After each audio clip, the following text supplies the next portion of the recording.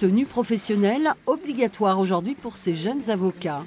Ils font partie du jury spécial Jeanne Barrot de ce 30e concours de plaidoirie pour les droits de l'homme. Oui, comme ça. On est parti. Ce sont des matières qu'on a, en tout cas dans l'exercice de tous les jours, peu l'occasion d'aborder. Alors même que c'est une problématique globale et on doit avoir une justice qui est garante de tous les droits et libertés qui sont importantes. Donc c'est bien de mettre une lumière particulière sur les droits des oubliés, sur les droits des personnes, sur les droits des femmes, sur les droits des homosexuels. En coulisses, les 10 candidats retenus se préparent à entrer en scène. Parmi eux, Amel Merabé, 27 ans, avocate à Genève. Cette Algéro-Suissesse a choisi de défendre la liberté d'expression mise à mal dans le monde arabe.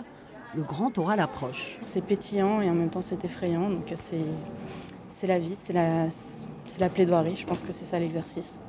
Jamal Khashoggi, lui, pour avoir critiqué la politique criminelle conduite au Yémen par Mohammed Ben Salman, le prince héritier, lui, il a été assassiné.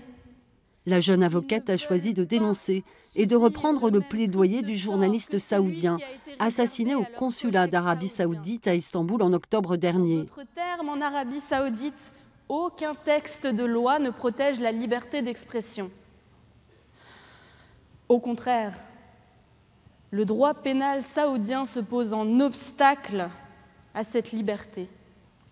12 minutes, c'est le temps imparti pour convaincre.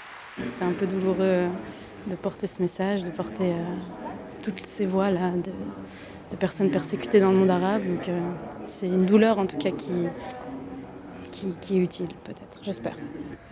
Le mémorial de Caen est une sorte de laboratoire où plaider pour les libertés fondamentales devant 2000 personnes reste une performance.